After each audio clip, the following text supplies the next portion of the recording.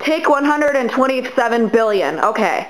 This is my dad on the right. He's 40. This is Michael on the left. He's 18. And this is Noah. If he makes any noise, I am not stopping this tape again to redo this.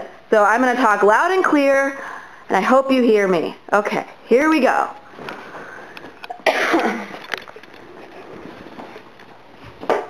Okay, I decided to do my speech on Susan B. Anthony's speech of 1873 regarding women's rights with voting. All right, I'll start now. Friends and fellow citizens, I stand before you tonight under the indictment of the alleged crime of voting in the last presidential election without having a lawful right to vote. It shall be my work this evening to prove to you that in thus voting, I not only committed no crime, but instead exercised my rights, or my citizens' rights, guaranteed to me and all U.S. citizens by the National Constitution, beyond the power of any state to deny. The United States Constitution preamble says, "We the people of the United States, in order to form a more perfect union, establish justice, ensure domestic tranquility, provide for the common defense, and promote general welfare, and secure the blessings of liberty to ourselves and our posterity, to ordain and establish this Constitution for the United States of America." It was we the people, not we the white male citizen, nor yet we the male citizen, but we, the whole people, who formed this union. And we formed it not to give the blessings of liberty, but to secure them, not to the half of ourselves and the half of our posterity, but to the whole people, women as well as men. And it is downright mockery to talk to women of their enjoyment of the blessings of liberty while they are denied the use of the only means of securing them provided by this democratic, Republican government, the ballot.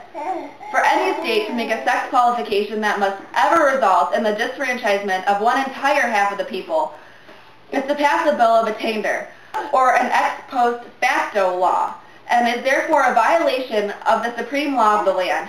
By it, the blessings of liberty are forever withheld from women and their female posterity. To them, this government has no just powers derived from the consent of the governed. To them, this government is not a democracy.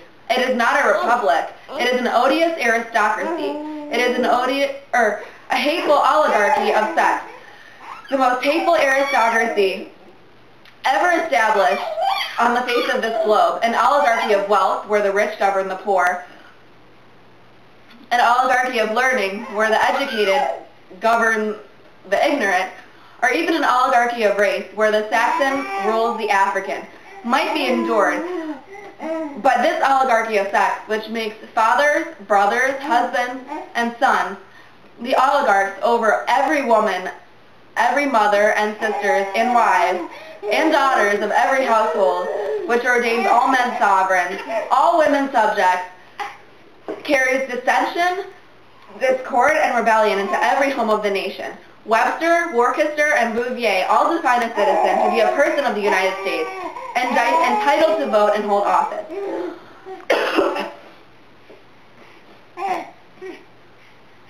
The only question left to be settled now is, are women persons? And I hardly believe any of our opponents will have the hardihood to say they are not. Being persons, then, women are citizens, and no state has the right to make any law or to enforce any old law that shall abridge their privileges or immunities. Hence, every discrimination against women and the constitutions and laws of the several states is today null and void, precisely as is every one against Negroes. That's it. After a million and billion quadrillion takes, I finally did it. Yeah. Here's my audience again.